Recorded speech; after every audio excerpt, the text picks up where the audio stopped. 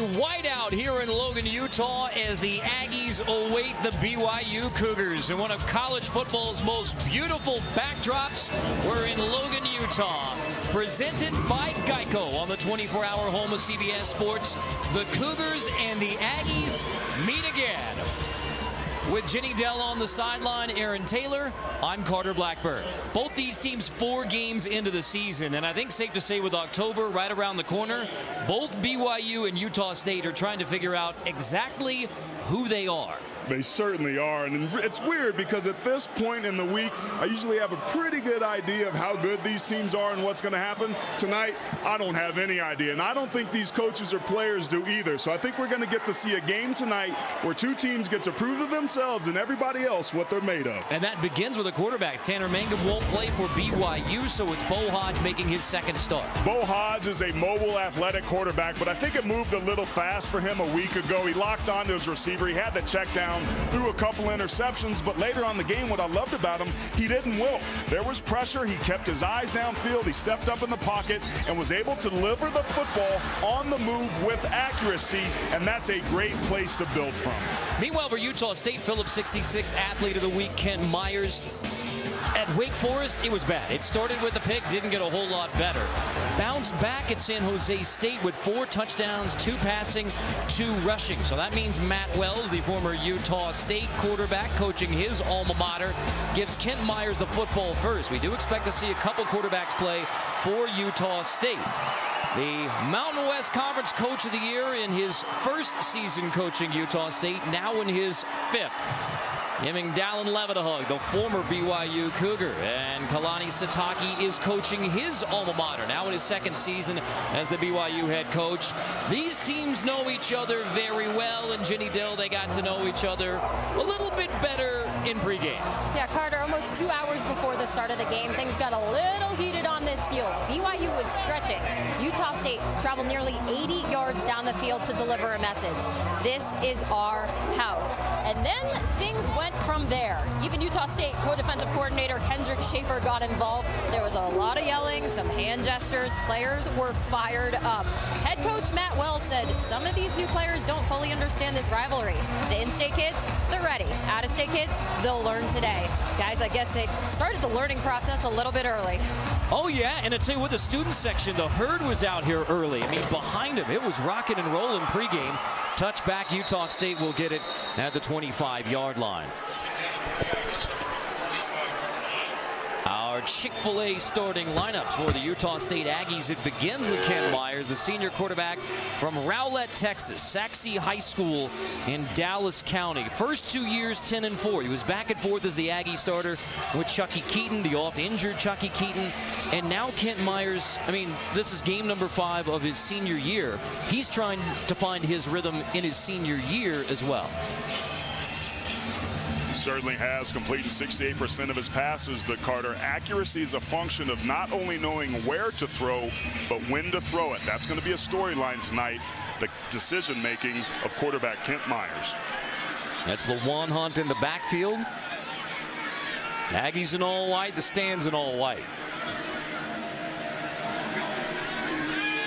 Fumble. Myers picks it up off the bounce and ends up turning it into a positive gain. A 4-yard gain on what was nearly a disaster for Myers on the first snap. And they're going to hurry up and get back to the line of scrimmage, but it looked like he was focused on where he was going to go instead of where he was. Not uncommon early on in a big rivalry game. No traveling called. 2nd down.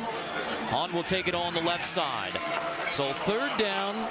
Tandialu makes the stop as we look at the rest of the starters for Utah State. Well, tonight it's going to be all about the offensive linemen up front. Andrus, Iniguez, Ficklin, Castaneda, and Taylor have to lead their team offensively on the way to victory as we have a BYU player down, number 92. That's Tandialu who made the stop on the last play. That's handsome Tandialu, the nose guard and one of the strengths of the BYU defense. He's a big old load of laundry up inside there, and that's really one of the mismatches that I think BYU has against this Utah State team. I've been impressed with the defensive front as we see number 95, Kairos Tonga, is fresh off his mission, but he is a heck of a playmaker. Keep your eye on 35, who's replacing handsome Tanialu. First down on the opening possession, critical for Utah State's success. If they could open with a first down 2/3 of the time, they score. You notice 4 down linemen, it's 3rd down, but going back and forth between 3 and 4 down linemen is something to keep an eye on. On 3rd and 5, Myers pressured. He tucks it. He has room to run on the outside, and Myers goes scrambling for a first down. Shoved out near the 45-yard line, and Hanneman finally makes the stop, but Myers finds the edge for a gain of 16. That's really one of the things that makes Kent Myers such a good quarterback, is his mobility and ability to turn nothing into something, as we saw there. So the Aggies get that critical first down, and now they hurry it up. Myers looking for a deep shot over the middle. It's caught and incomplete. Incomplete pass.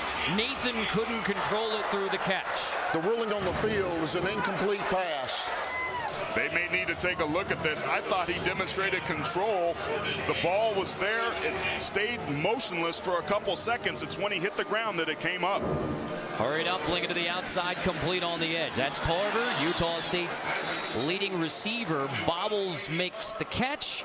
3rd down again near midfield. This is an offense that likes to use tempo, but we've seen several mishandled footballs already right there. The first play of the game with the snap with the quarterback, and a big play that got dropped a second ago. All new starters on the offensive line, including Quinn Ficklin, the former BYU Cougar. You will hear all night about the ties between these two programs.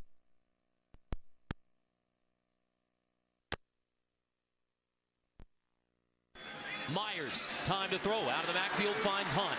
Dancing his way across the 50 for another first down. 2 3rd down conversions on the opening drive for the Aggies. Excellent job of protection up front. Expect Utah State to go extremely fast here. Myers went through his read progression very smartly, dumped it off to his check down, and moves the chains. El Toro Allen in the backfield now with Myers.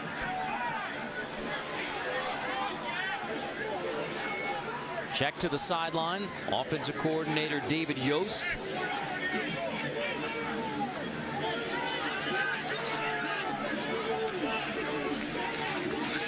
Myers on the screen to the outside. Tarver on the edge. Shoved out. Good gain on first down. A chance to look at the BYU defense. Well, all week long, the talk has been about reestablishing their identity. So Fred Warner, number 4, the captain of this team, coaches tell us his leadership's off the charts. He told us they need to get back to hustling and playing with more effort and heart. Called this a must-win for the Cougars. 8th play of the opening drive for Utah State. This is a really nice Aggie drive that's been successful despite their ability to put the football on the ground at times. Play clock winding down. 3 seconds. Give it to Allen. Room to run up the middle. It's Warner who makes the stop close to the first down as El Toro Allen.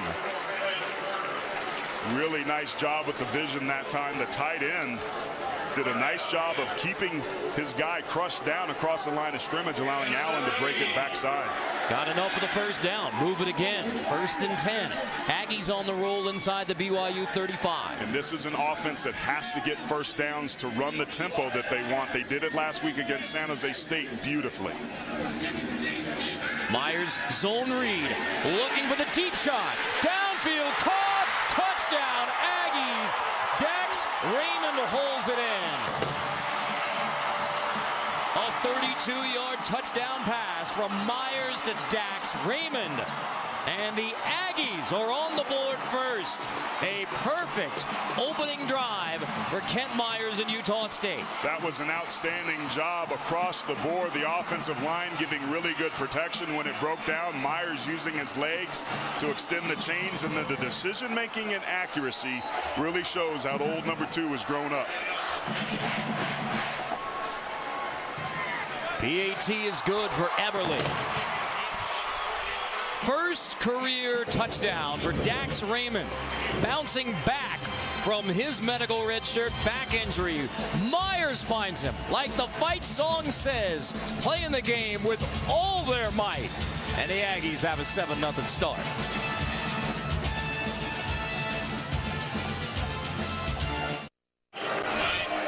A happy herd, 7-0 Aggies. Perfect start for Myers and Utah State. Great play calling and execution. They're going to fake like they're going to run a screen. That's going to bring the eyes. The key is keep your eye right there on Damon. He really does a nice job of selling this. He stalks up like he's going to block them. These guys come down here and then he slips past them. This is play action run perfectly to a T, selling off the fake and the great accuracy by Myers. Aggies up 7-0 pretty easily. BYU, they play tough competition, but they're averaging 10 points a game. Worst in college football. You put 7 on the board against BYU, who struggled offensively. You've added even more pressure to the BYU offense. They'll bring it out. This is Treneman. He thought about taking a knee, and now Treneman with flags down. Gets across the 20. Treneman down to the 27.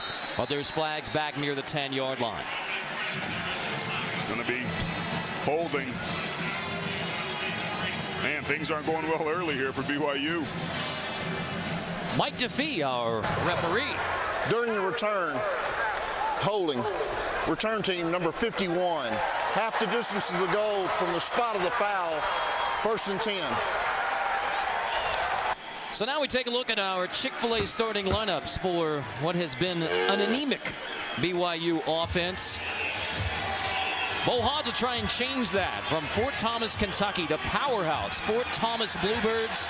That's produced Jared Lorenzen, Gino Gaudio, among others. Bo led him to a state title. Now his 2nd start with the Cougars in place of the injured Tanner Mangum. And I think Utah State is going to try to test the decision-making of Hodge tonight, changing the picture on him pre- and post-snap. Tolu Tau in the backfield. Play fake from the end zone. Hodge incomplete. Intended for Treneman on 1st down. For this BYU offense, let's take a look at the starters. Well, keep your eye on the center, Tijan Karoma. He's making his 42nd career start. Carter, if this BYU offense is going to get going, it's got to do it on the run, and Karoma's got to lead them. Run it again out of the end zone on 2nd and 10. Tolu Tau, the freshman from Glendale, Utah, gives him a little breathing room. Christiansen on the stop. Let's look at the Aggie defense. We're going to see a lot of that running back we just saw. Chase Christiansen, leading tackler on this team. He's the captain, engineering major, had 8 tackles a week ago and a forced fumble. He's got to be a factor. 3rd and 3. Run it again. Short on 3rd down. Tolu Tau brought down by Christiansen again. Back-to-back stops by Christiansen. BYU's out there for 4th down now. Finally, the punt unit's coming on. 3 and out. When you got linebackers that can come downhill and make plays behind the line of scrimmage, you got something going on the defensive side. I don't know if you could put back-to-back series any better than the Aggies just did.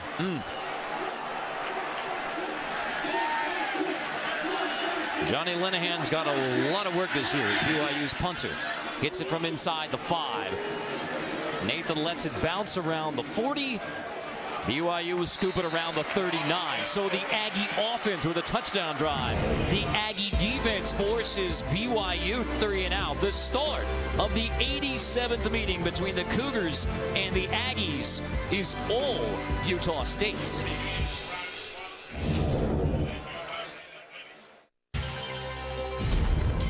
College football on CBS Sports Network is sponsored by Geico. 15 minutes could save you 15% or more on car insurance. By Verizon. Not just unlimited, Verizon Unlimited. And by Chick-fil-A. Start game day strong with the new breakfast hash brown scramble bowl. College football in the state of Utah lost one of its most beloved figures, Lavelle Edwards, this past December.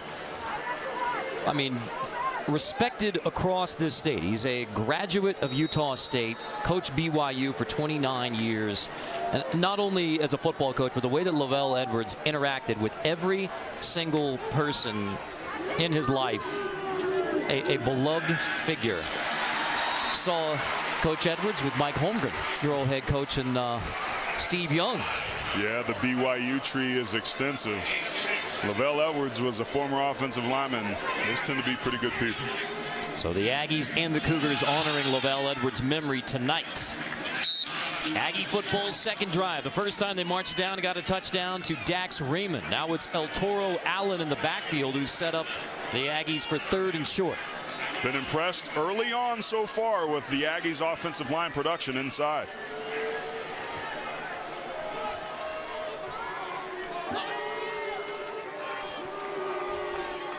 Call it 3rd and a long one. Myers picked, and if he can hang on, it's a pick 6. Hanneman has it, and he takes it easily for 45 yards. The only challenge for Hanneman was hanging on to the football, and that is how BYU gets on the board. Unbelievable read by Micah Hanneman. He was ahead of that play as if he was in the Utah State huddle, either through watching film or reading the quarterback and receiver's body language. He was a step ahead of the Aggies, and BYU in a position with this extra point to tie it up. That is just the 2nd interception of the year for BYU. Both of them pick 6s. The other one versus Portland State. Last year the Cougars didn't have enough on the field, but the PAT's good anyway. Last year, that's what they did all year. 21 INTs. They had 4 defensive touchdowns. So the Cougars trying to find their way in 2017. Hanneman finds his hands on the football. Finds himself in the end zone.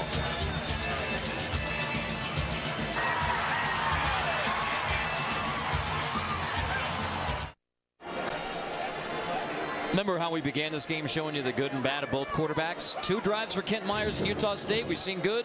This is not good. Well, this is 2 defenders over 3 wide receivers.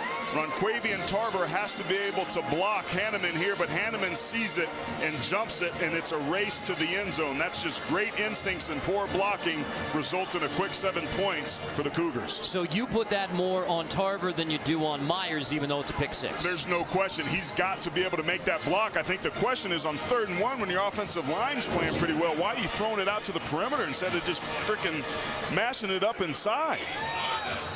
So that, I mean, BYU for an offense that is doing nothing in 2017, and you're down 7-0. We had that conversation with the Cougars yesterday about, hey, how's the division between the offense and the defense? And Fred Warner telling us there isn't any. We need to step up our game, and that's exactly what the defense does with the pick 6. Our Tops crew sounding off, and I mean sounding off. Sunday morning beginning 8 Eastern. Everything from the field to fantasy, don't miss out of the pregame show with Prime Time Adam Shine, presented by Kubota on the 24-hour home of CBS Sports. So now it's drive number 3 for Kent Myers and the Aggies, and how do you bounce back after a pick 6? And that's the thing. That play got BYU back in this game. It could have went, oh man, here we go again, but it didn't. Their defense makes the play. Now they've got an opportunity to do it again. The Aggies have to settle down and execute. 9-play touchdown drive to start this game. They got to get back to what worked. On the ground, it's Hunt pushing for a couple. Myers opened up the Wake Forest. You saw the string of games with an INT. First play against Wake Forest through a pick 6. The touchdown was nullified by a penalty, but that's how that bad day at Wake Forest started for Myers, was throwing a pick 6. The defense didn't start so well either. No. They gave up a touchdown on the first play from scrimmage. It's one of those where you go, well, at least they didn't get a touchdown. Next play, touchdown. 14-0 out of the gate, and that's why you got to settle down. Not a great run there on first down. Get yourself on a 3rd and manageable here. Myers pumps.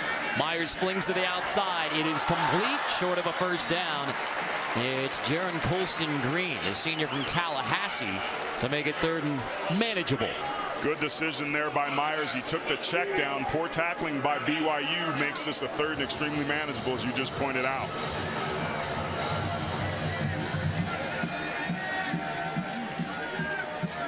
And still trying to spread out with 3 wide on 3rd and 2. Have Damian Hobbs, the tight end, the converted quarterback, number 11. On 3rd and 2, fling it to the outside again. It's Bright on the edge. Bright has a first down. So back to the screen game on third down, and the Aggies convert. This is the exact same look that they had the play before. This is the result that they wanted to be able to have. It's 2 defenders over 3 wide receivers. Now you got a 2-on-1 block. That's exactly what they wanted to play before, but because of the missed block, it resulted in a pick 6, but it shows you how good that play is when you can execute it. BYU without a first down, 7 on the board. Myers setting up the screen again. This is Hunt on the edge, and he's dropped as soon as he grabs it by Fred Warner with a tackle for loss in the open field, and he crushed Lawan Hunt. Well, offensive coordinator David Yost comes out of that West Coast offense tree, and screen games are big, and it's all about timing, but the timing was off there. The back got out in front of his lead blocker, who's supposed to kick out the force, and it was a nice tackle for loss, getting Aggies behind the chains on early downs here. Myers is 8 for 10, but one of those incompletions was the pick 6. Hunt reverse on the edge. This is close to green, and he is dropped again. It's Powell, the junior Mike linebacker. Back-to-back tackles for loss by Warner and Powell. Just a great job of reading and reacting, coming downhill, beating a blocker right there, and just taking the legs out from the back. 2 lost yardage plays back-to-back. BYU is feeling it. The Cougar defense has forced the Aggies into 3rd and 14.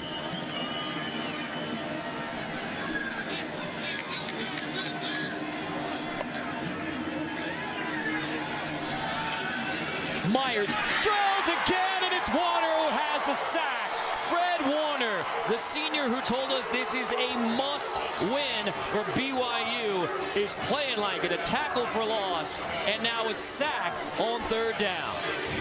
For giving up all the plays that they did, here he is at the top right of your screen on the delay blitz. It's called a green dog, meaning if his guy doesn't block him and it opens up, he has the ability to rush after the quarterback. That was great patience and timing to get the sack, forcing the punt by the Aggies.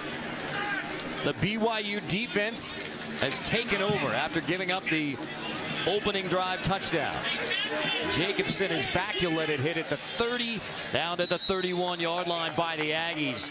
BYU has only 9 yards of offense, but it's a 7-7 game. They're feeling good.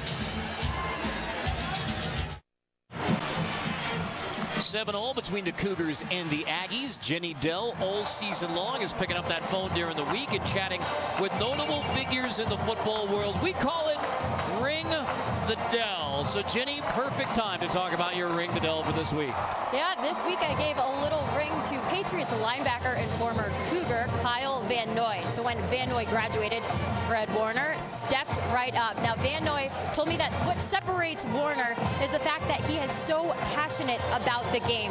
He said Fred is an all-around talent, long, fast, physical, and a game changer. He believes one of Warner's best attributes is that he plays well in space and thinks he found some strength using his natural athletic ability. Guys, Kyle told me that Fred has become a man amongst boys, which is what you want to see at the college level and beyond. Now you'll notice the hair similarities, more in a second there.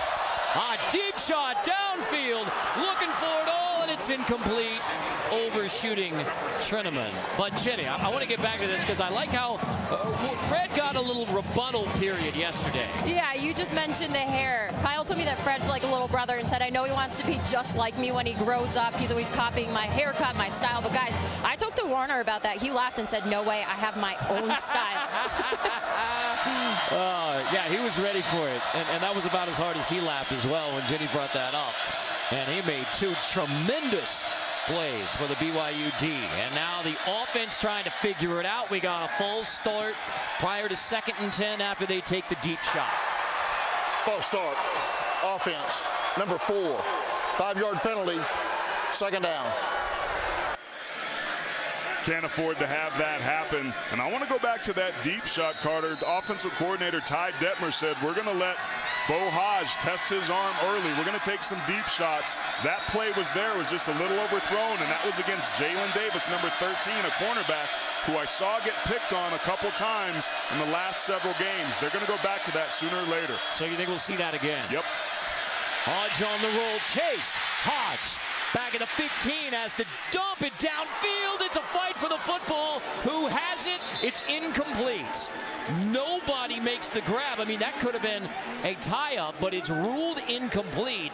And this could have been either Davis or Shumway. It was Jalen Davis, the corner, and Talon Shumway fighting for that football right in front of Utah State head coach Matt Wells.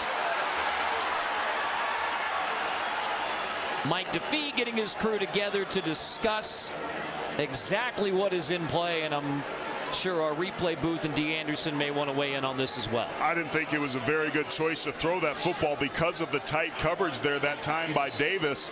It was a quick out route. I think Haas was probably trying to make too much happen there. Remember, the wide receivers and the defensive backs have equal rights to the ball, so it comes down to who had possession.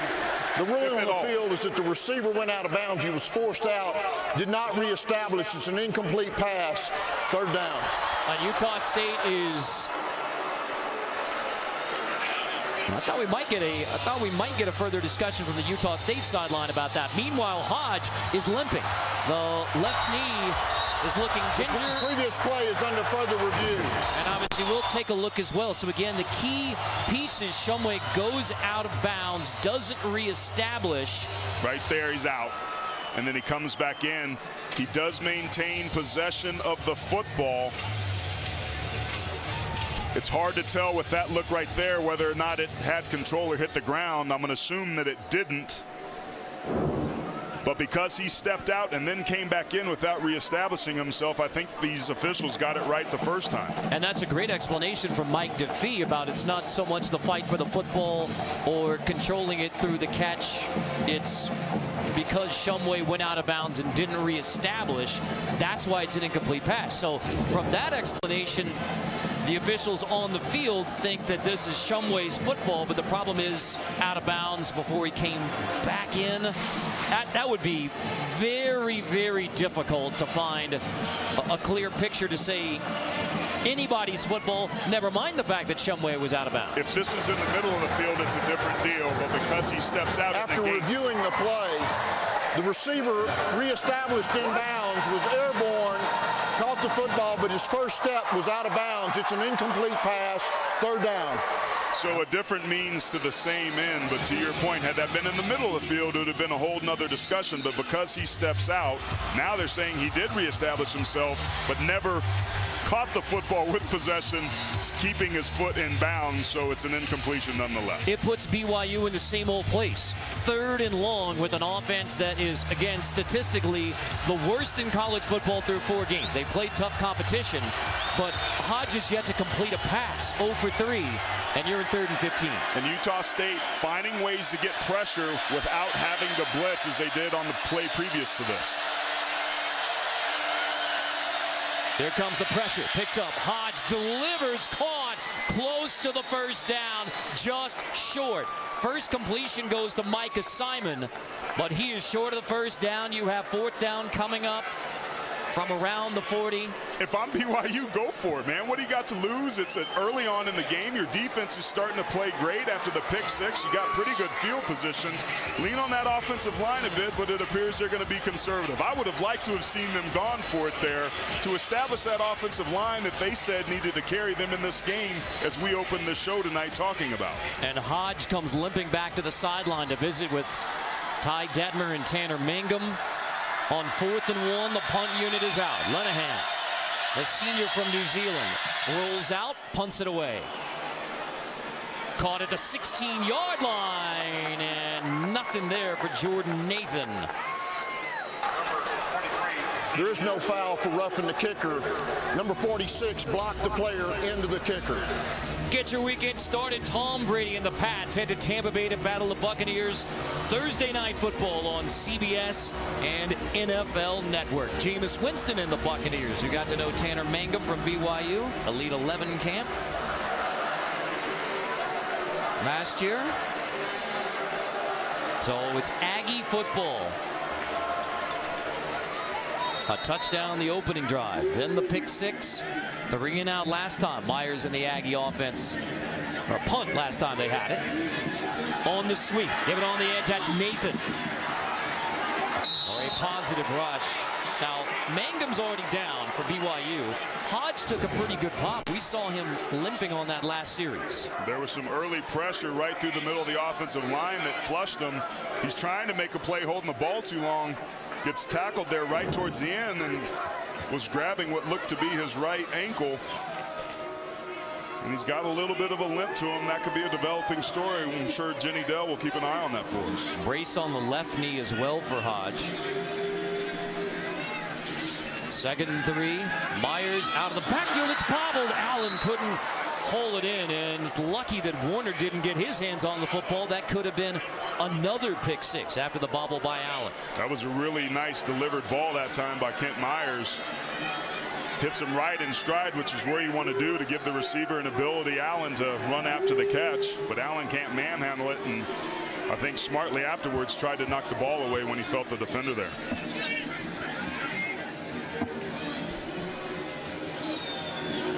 Third and 3. Myers crossed at the 15-yard line. Corbin Kaufusi drops him on 3rd down back at the original line of scrimmage. Kaufusi exploding into the backfield.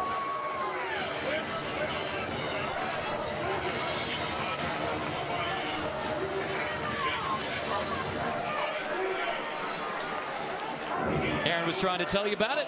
Problem with his mic. So Utah State will punt again. Here's Aaron Dalton. Tanner Jacobson. Back for BYU. Jacobson all the way back at the 30-yard line on a good punt from Dalton, and Jacobson is dropped at the 32. So the BYU offense is backed up again. And how about the way that the BYU Cougar defense has taken over the pick 6 by Hanneman on the 2nd possession for Utah State. Then Warner with a tackle for loss. Back-to-back tackles for loss, forcing Utah State into 3rd and long. Warner nearly had another pick 6 on that last possession. Kaufusi with the huge sack to force the punt. Now the question is, can Bo Hodge and the BYU offense find anything? I liked what they had with the deep shot. Expect them to try that again soon. On the left side, Hodge keeps it for a gain of 9. They look pretty good there, Jenny. Although Hodge is limping again. Jenny? Well, all I have right now, I have eyes on him, obviously, but all I have right now is he came over to the sideline and went to his coach and just said, "Ooh, that hurts." Wow. That's unfortunate because his legs are his greatest asset. Tolu Tau in the backfield, playing it to the outside on the screen. It's Powell, the freshman, making his first catch. Jalen Davis on the stop. BYU finally has a first down with the Hodge family, including Merrill, running back with the Steelers and the Bears.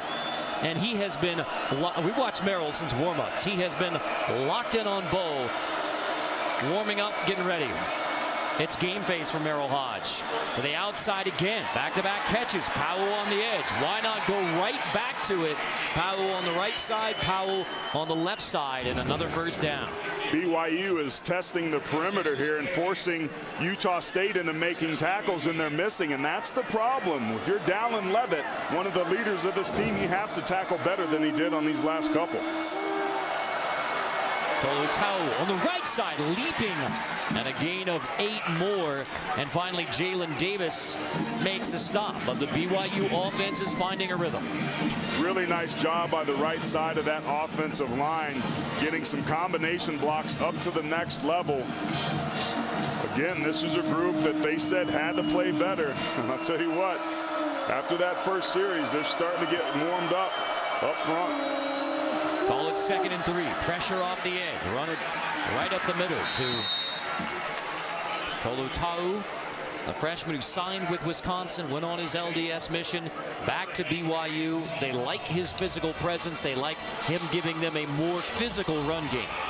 And he certainly did that in their last out against Wisconsin. This is a 3rd and short situation. We saw 4th and short It looks like Ty Detmer's going to want to talk about it. My goodness, your offensive line's going good. Let those guys push the pile up front and keep those chains moving.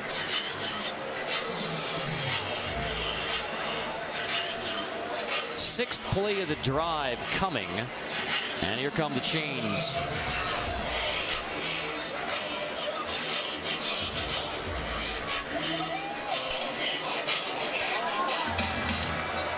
Shorts. Third down coming.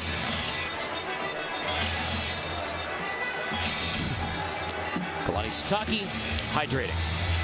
And Carter, when you have a 250-pound freshman back in Ula Tolutau, and it's third and short, turn around, hand it to number 5. This should be a simple one.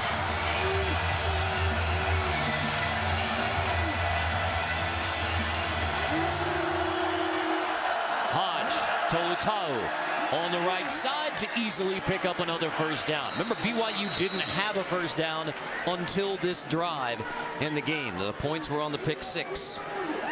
And Bo Hodge delivering the football with some accuracy out on the perimeter and great locations for his receivers to run after the catch.